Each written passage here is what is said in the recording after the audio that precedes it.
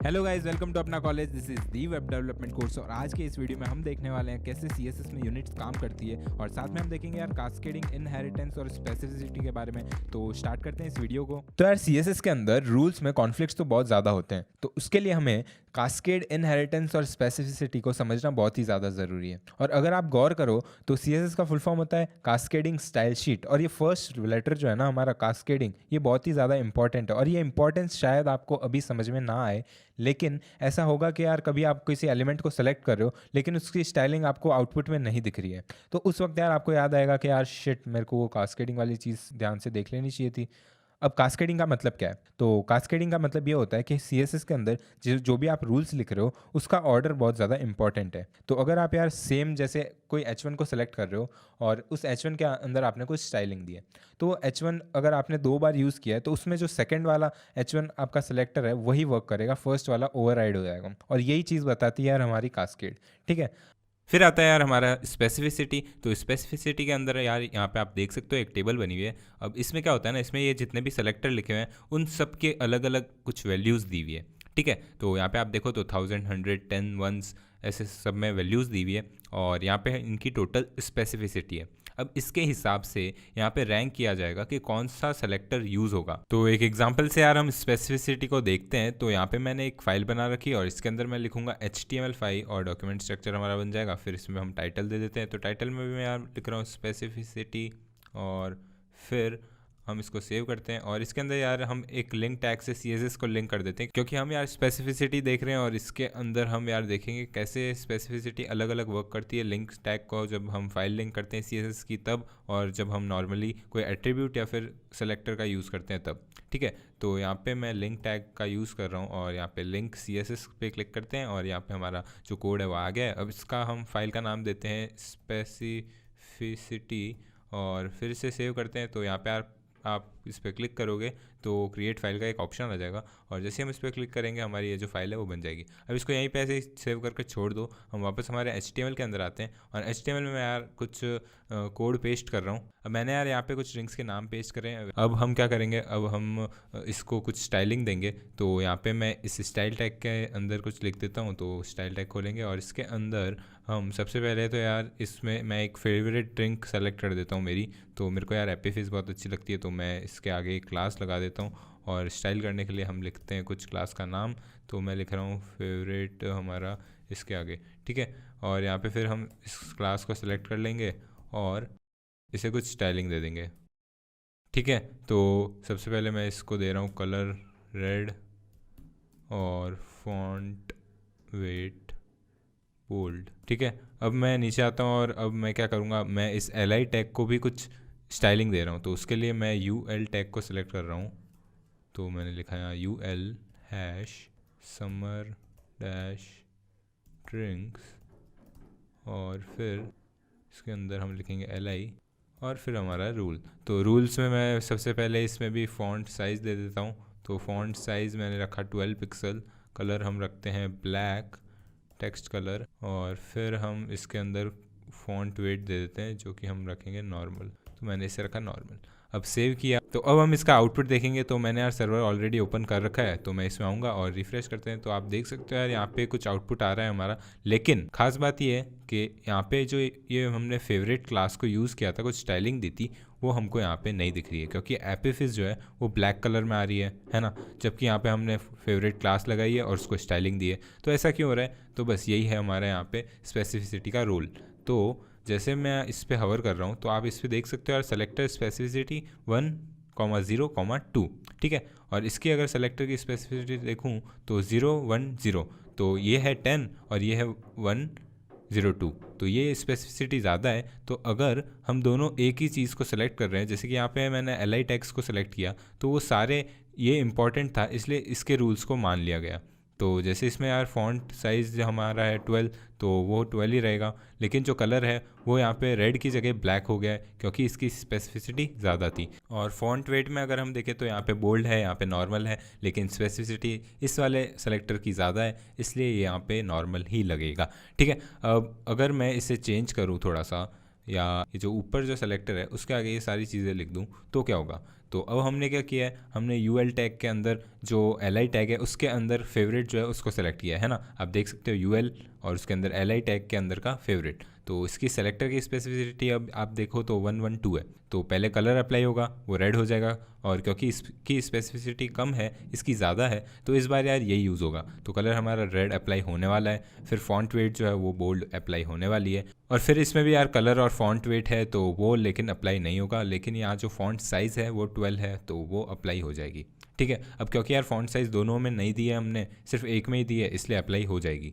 ठीक है, अब जाते हैं ब्राउज़र में और एक बार देख लेते हैं। तो आप देखो यार यहाँ पे ये बोल्ड भी हो गया है, रेड कलर भी आ गया है। ठीक है, अब आप सोच रहे होंगे यार ये स्पेसिसिटी को कैलकुलेट कैसे किया जाता है। तो उसके लिए यार एक बहुत ही अच्छा आर्टिकल है csstricks.com पर, जिसका नाम है स्पेसिफिक्स ऑन CSS स्पेसिफिसिटी। तो गूगल कर लीजिएगा, ये आर्टिकल आपको इजीली मिल जाएगा, और इसमें आपको बताया गया है कि कैसे हम सेलेक्टर्स की वैल्यू को कैलकुलेट करते हैं। ठीक है, अब मैं इस वीडियो को छोटा ही रख रहा हूँ, इसलिए मैंने सारी चीज़ें आपको एक्सप्लेन नहीं करी है। और वैसे यार स्पेसिफिसिटी बहुत कम यूज़ में आती है, क्योंकि हम CSS से ऐसे एक एक सेलेक्टर का यूज़ नहीं करते हैं। मोस्टली हम यार कोई क्लास और आईडी को यूज़ कर रहे होंगे, तो ये चीज़ बहुत ही रेयर है। अब इसके अंदर यार एक और चीज़ देखने वाली ये है कि अगर मैं इन सब को हटा दूँ और डॉट फेवरेट को 2 बार यूज़ कर लूँ तो क्या होगा। ठीक है, तो मैं इसको हटा देता हूँ एक बार, और इसमें लिख देता हूँ कलर रेड, और फिर मैं फेवरेट के अंदर ही कलर दे देता हूँ ग्रीन। तो क्या होगा कि हम 2 बार अगर यूज़ कर लेते हैं तो ठीक है। तो मैंने यहाँ पे कलर में लिखा रेड और यहाँ लिख दिया ग्रीन। तो इसे सेव करते हैं। अब जाएंगे हम ब्राउज़र में, पहले शायद इसका नाम मैंने गलत लिख दिया तो इसे सही कर देता हूँ।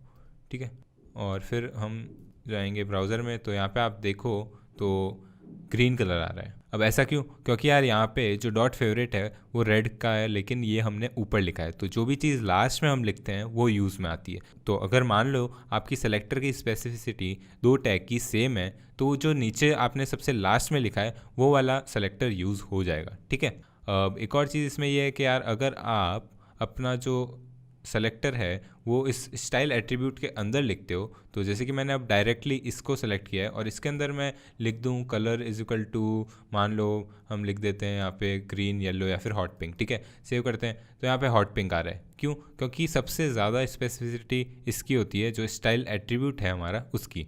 ठीक है, तो अगर आप कभी भी कोई CSS यूज़ कर रहे हो, चाहे आप इस फाइल के अंदर लिखो चाहे आप यहाँ लिखो, बट अगर आपने साथ में स्टाइल एट्रीब्यूट का यूज़ किया है तो वो ओवरराइड हो जाएगा और हमारा खाली ये वाला कलर प्रॉपर्टी ही यूज़ में आएगा। ठीक है, अब एक बार इसके अंदर भी हम कुछ लिख के देख लेते हैं और देखते हैं कैसे इसके अंदर हमने अगर वही सेम चीज़ लिख दी फेवरेट नाम की और इसको स्टाइल किया तो क्या होगा।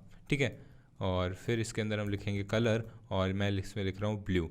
ठीक है, और सेव करते हैं। अब देखो इसके अंदर भी आपने फेवरेट को सेलेक्ट किया है, इसमें भी किया है, इसमें भी किया है और इसमें भी किया है। तो सीधी सी बात है यार, क्योंकि ये सबसे ज़्यादा है तो ये तो होगा ही होगा अप्लाई, तो इसको मैं हटा देता हूँ, है ना, और फिर सेव करते हैं। तो अब इन दोनों में से कौन सा यूज़ आएगा? या तो ये CSS फाइल है ये यूज़ में आ जानी चाहिए, या फिर ये हमारा स्टाइल टैग है इसके अंदर से ग्रीन यूज़ में आ जाना चाहिए। तो या तो ग्रीन या ब्लू, अब कौन सा आ रहा है देखते हैं। तो आप इसमें देखो तो यार ग्रीन ही आ रहा है। तो ऐसा क्यों? तो ऐसा इसलिए क्योंकि हमने लिंक टैग को जो है वो ऊपर लिखा है। तो अब अगर मैं इसको कट करके स्टाइल टैग के नीचे अगर डाल दूं और सेव करूं तो क्या होगा? तो हमारा ब्लू आ जाएगा। तो बेसिकली अगर आप इसको ऊपर लिखोगे तो वो सेम वे में एक्ट करेगा जैसे हमारा ये स्टाइल टैग एक्ट करता है। तो स्टाइल टैग में आपने लिखा रेड, फिर ग्रीन और फिर यहाँ पे लिखा इसके अंदर ब्लू। अब क्योंकि ये ब्लू नीचे है इसलिए हमारा, जैसे कि मैंने बताया था कि नीचे वाली चीज़ अप्लाई हो जाती है। अब वही चीज़ अगर ऊपर होती तो वो अप्लाई नहीं होती, है ना, सिंपल है। तो ये था यार हमारा स्पेसिफिसिटी। अब नेक्स्ट हम देखते हैं इनहेरिटेंस। तो बेसिकली CSS की जितनी भी प्रॉपर्टीज़ होती है उनके अंदर की जो डिफ़ॉल्ट वैल्यू है या तो वो किसी पेरेंट्स एलिमेंट से आएगी या फिर वो डिफ़ॉल्ट वैल्यू आएगी। तो मान लो जैसे आप यार एक डिव बना रहे हो और उस डिव के अंदर आपने कलर दिया है, ठीक है, अब कलर आपने दे दिया ब्लू और उसके साथ में आपने एक फॉन्ट फैमिली दी जिसमें आपने लिख दिया Times New Roman as an example. ठीक है, अब इसके अंदर अगर आप कोई पैराग्राफ बनाओगे और उस पैराग्राफ के अंदर आप कोई मतलब टेक्स्ट लिख रहे हो तो उस टेक्स्ट का कलर जो होगा वो ब्लू हो जाएगा। ऐसा क्यों? ऐसा इसलिए यार क्योंकि ये जो कलर है वो अब उसने इनहेरिट कर लिया उसके पेरेंट एलिमेंट से। उसका पेरेंट एलिमेंट कौन था? वो डिव था, क्योंकि डिव के अंदर हमने पी लिखा था, पी टैग, है ना। अब लास्ट आपने फॉन्ट फैमिली भी यूज़ किया है तो फॉन्ट फैमिली भी सेम इनहेरिट हो जाएगा और पी टैग में भी आपका टाइम्स न्यू रोमन आ जाएगा।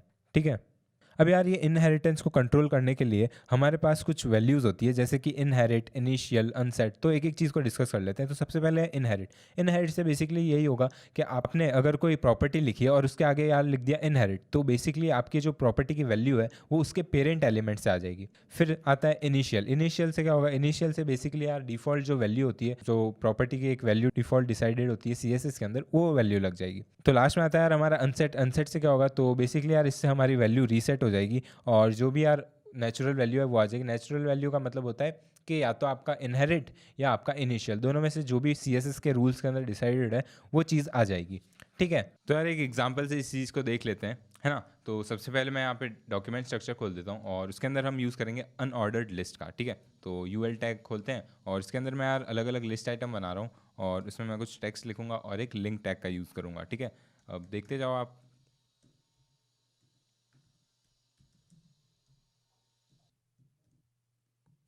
अब इसे सेव करके यहाँ पे आते हैं और रिफ्रेश कर लेते हैं। तो आप देख सकते हो यार यहाँ पे हमारा जो नॉर्मल डिफ़ॉल्ट चीज़ है वो आ गई है। अब डिफ़ॉल्ट के अंदर अगर आप इसमें देखो एल आई टैग का कलर जो है वो ब्लैक आ रहा है, लेकिन अगर हम लिंक का देखें तो पर्पल आ रहा है। ऐसा क्यों? क्योंकि यार यहाँ पे हमारी डिफ़ॉल्ट वैल्यू जो होती है वो ब्लैक होती है और यहाँ पे हमारी डिफ़ॉल्ट वैल्यू पर्पल होती है। अब अगर हम इसे स्टाइल करें तो यहाँ पे आप स्टाइल टैग को ओपन कर दो और उसके अंदर हम एक एक को सेलेक्ट करते हैं। तो सेलेक्ट करने के लिए यार अगर हम डिफ़ॉल्ट में देखें तो वैसे भी डिफ़ॉल्ट में तो कोई हमें देना नहीं है, तो कोई सेलेक्टर का यूज़ नहीं करेंगे।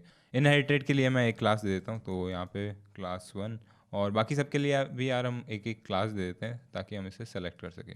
ठीक है,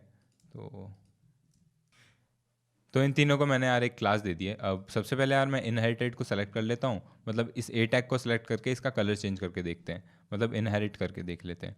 तो यहाँ पे हम डॉट क्लास 1 और फिर ए टैग को सेलेक्ट करेंगे। अब इस सेलेक्टर से क्या हो रहा है, हमारा क्लास 1 के अंदर का ए टैग जो है वो सेलेक्ट हो रहा है।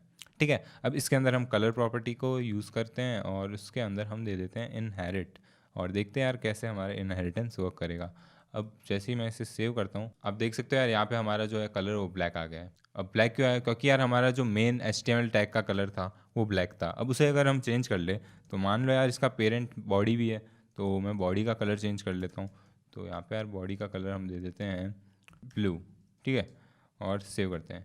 अब जैसे ही मैंने बॉडी का कलर सेव किया ब्लू, तो आप देख सकते हो यार बॉडी के अंदर जितने भी टैग्स हैं उन सब के अंदर जो भी हमारे टैग्स यूज़ हो रहे हैं उन सब का कलर यहाँ पे ब्लू हो गया है। और यहाँ पे यार लिंक का कलर ब्लू इसलिए हुआ है क्योंकि हमने इनहेरिट का यूज़ किया था। ठीक है, अब अगर मैं इनिशियल का यूज़ करूँ तो क्या आता है? तो अगर मैं इनिशियल का यूज़ करूँगा तो क्या आएगा, इसके अंदर इनिशियल वैल्यू आ जाएगी। अब इनिशियल वैल्यू क्या होता है, तो एक सेकंड देखते हैं। तो अगर मैं सेव करता हूँ तो यहाँ पे ब्लैक कलर आया है और ब्लैक यार इनिशियल वैल्यू है कलर की। अब ये कैसे पता लगाया जाता है? तो दो तरह से आप पता लगा सकते हो यहाँ पे। अगर आप VS कोड यूज़ कर रहे हो तो बहुत ही आसान है, आप इस पर हवर कीजिए और यहाँ पे MDN रेफरेंस आ जाएगा, है ना, और इसे ओपन कर लीजिए। अब इसके अंदर इस डॉक्यूमेंट के अंदर आप यहाँ पे नीचे आओगे तो आप देख सकते हो यार एक फॉर्मल डेफिनेशन है, उसके अंदर यहाँ पे इनिशियल वैल्यू लिखी हुई है ना। तो बस यार हर प्रॉपर्टी की इनिशियल वैल्यू आप यहीं से देख सकते हो। ठीक है, और यहाँ पे लिखा हुआ है varies from one browser to another, मतलब हर ब्राउज़र पे डिपेंड करता है कि यार इनिशियल वैल्यू कलर प्रॉपर्टी की क्या होगी। तो इस केस में यार हमारा क्रोम ब्राउज़र के अंदर ब्लैक है ना। अब यार मैं आपको दूसरे तरीके से बता देता हूँ। तो उसके लिए यार हम क्या करेंगे, हम जाएंगे यहाँ पे कलर प्रॉपर्टी सर्च करेंगे। ठीक है, और फिर हमारा कोई भी हमारा फर्स्ट जो भी आ रहा है उसके ऊपर चले जाओ और यहाँ पे आप डेफिनेशन इन यूसेज में देखोगे तो इसके अंदर हमारा जो डिफ़ॉल्ट वैल्यू है वो आ रहा है और इसमें यार नॉट स्पेसिफाइड है। नॉट स्पेसिफाइड का मतलब यही हुआ कि हमारे ब्राउज़र के ऊपर डिपेंड होता है। अब यहाँ पे यार दूसरी चीज़ आप ये देख सकते हो, यहाँ पे इनहेरिटेड लिखा हुआ है जो कि येस है। अब इसका क्या मतलब हुआ? इसका मतलब ये हुआ कि अगर आप अनसेट का यूज़ करो तो अनसेट के अंदर हमारा जो इनहेरिट है वो यूज़ हो जाएगा, क्योंकि यहाँ पे इनहेरिटेंस येस है। तो कभी भी आप डिफ़ॉल्ट वैल्यू देखोगे तो हमारा या तो इनहेरिटेंस वर्क कर रहा होगा, मतलब अगर आपने जैसे बॉडी का कलर चेंज किया तो साथ साथ में हमारा एल आई टैग का भी कलर चेंज होगा। तो वो चीज़ इसीलिए थी क्योंकि इनहेरिटेड येस है, अगर नो होता तो वो चीज़ वर्क नहीं करती।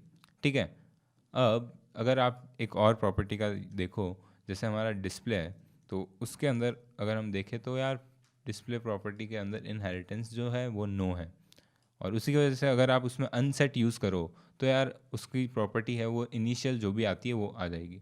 ठीक है, अब इनिशियल में यार यहाँ पे फिर से क्वेश्चन मार्क है, तो उसमें भी हमको पता नहीं है कि इनिशियल वैल्यू क्या आती है, बट आप कुछ भी मान सकते हो, बेसिकली यार हमारा इनलाइन ही आता है। ठीक है, अब इसके अंदर आप क्या करते हैं ना, हम एक तीसरे वाले को सेलेक्ट कर लेते हैं, ठीक है, और यहाँ पे मैं जाता हूँ और 3 लिख देता हूँ, और इसके अंदर यहाँ पे वैल्यू दे देते हैं हम अनसेट, और इसको यार क्लोज कर देता हूँ।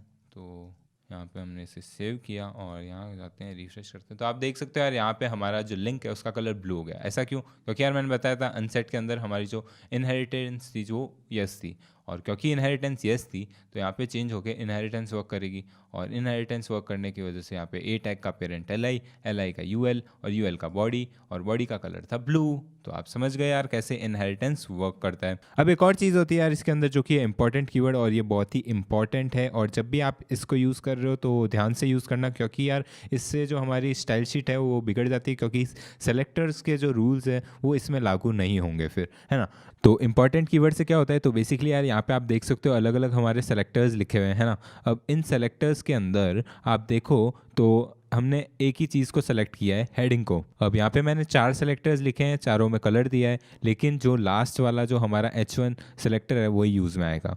अब वैसे तो यार स्पेसिफिसिटी हैश हेडर जो है इसकी ज़्यादा होगी, लेकिन क्योंकि H1 में हमने प्रॉपर्टी की जो वैल्यू है उसके आगे इंपॉर्टेंट कीवर्ड लिखा है, इस वजह से यार वो जो कीवर्ड है वो सबसे इंपॉर्टेंट होता है, और उसकी जो स्पेसिफिसिटी है वो 1000 होती है, ठीक है। तो उस वजह से यार हमेशा वो जो इंपॉर्टेंट कीवर्ड है वही यूज़ में आएगा, ठीक है। एक एग्जांपल से इस चीज़ को देख लेते हैं। तो यहाँ पे यार मैंने डॉक्यूमेंट स्ट्रक्चर बना रखा है, तो फिर हम क्या करते हैं, हम पी टैग खोलेंगे और इसके अंदर मैं कुछ टेक्स्ट लिख देता हूँ। तो this is a red colour लिख रहा हूँ, ठीक है।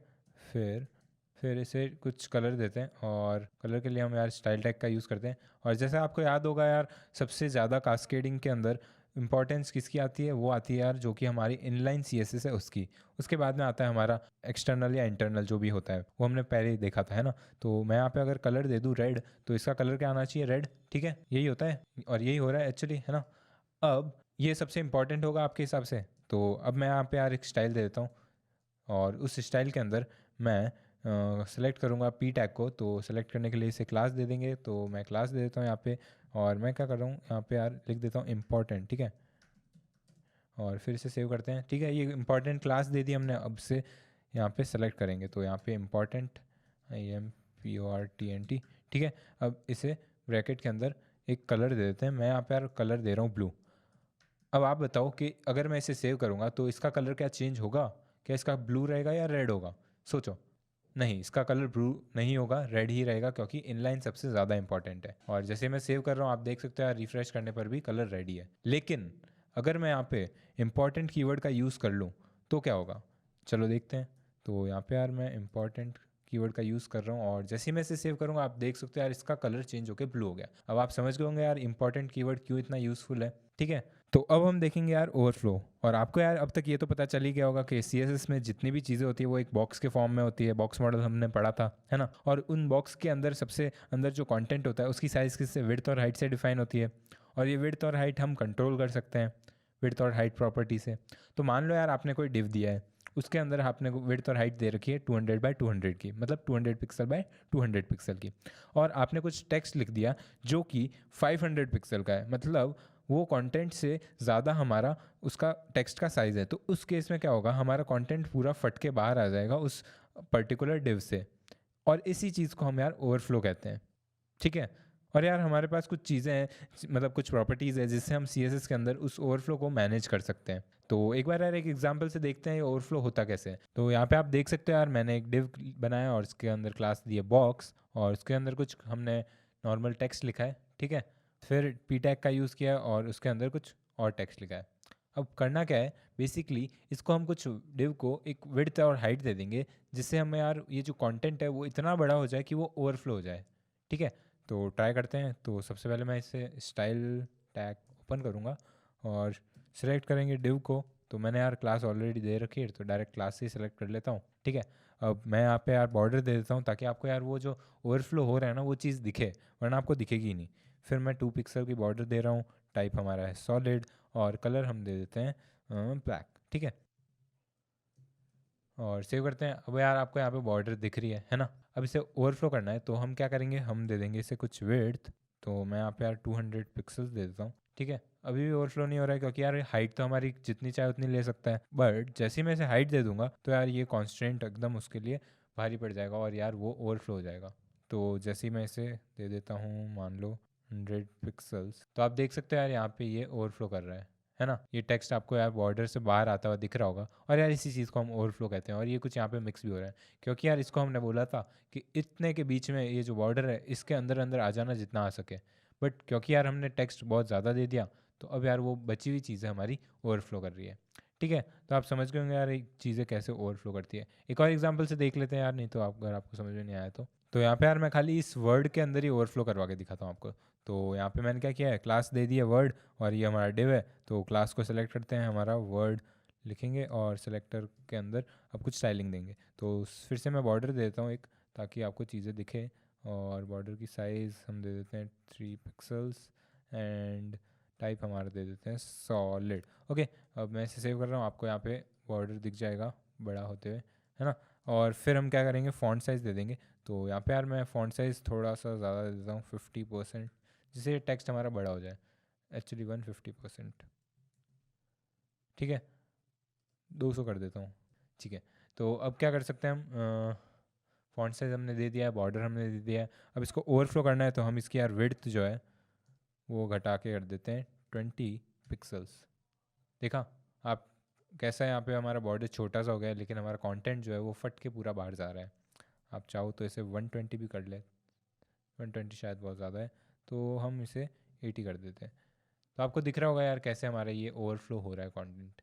ठीक है, तो यार कुछ इस तरह से यार हमारा कंटेंट ओवरफ्लो हो जाता है जब भी हम विड्थ और हाइट कुछ ज़्यादा ही दे देते हैं, मतलब कुछ ज़्यादा ही कम दे देते हैं, और हमारा कंटेंट कुछ ज़्यादा बड़ा हो जाता है। अब आप सोच रहे होंगे यार CSS इतनी अजीब तरह से क्यों बिहेव करता है, मतलब हमारा जो कंटेंट है वो हाइड भी हो सकता था, मतलब ओवरफ्लो हो रहा है तो अजीब सा दिख रहा है, इससे अच्छा हाइड ही कर लेते हैं। बट ऐसा इसलिए होता है क्योंकि यार हमारा डेटा लॉस नहीं होना चाहिए। मतलब मान लो यार आप किसी से टेक्स्ट कर रहे हो, आप ऋषि से टेक्स्ट कर रहे हो, और वहाँ पे ऋषि का नाम लिखा हुआ है, लेकिन आपको दिखेगा कि खाली ऋषि, तो आप उसको यार टेक्स्ट भेज दोगे, तो गड़बड़ हो सकती है ना। इसीलिए CSS यार डिफ़ॉल्ट बाय डिफ़ॉल्ट हमारा कुछ भी ऐसा चेंज नहीं रखता है और ओवरफ्लो होने देता है। बट लेकिन आप इसे कंट्रोल कर सकते हो। ठीक है, तो कंट्रोल करने के लिए यार हम क्या कुछ प्रॉपर्टीज़ का यूज़ करते हैं, तो चलिए देखते हैं। तो उसके लिए यार हम यूज़ कर सकते हैं ओवरफ्लो प्रॉपर्टी का, है ना।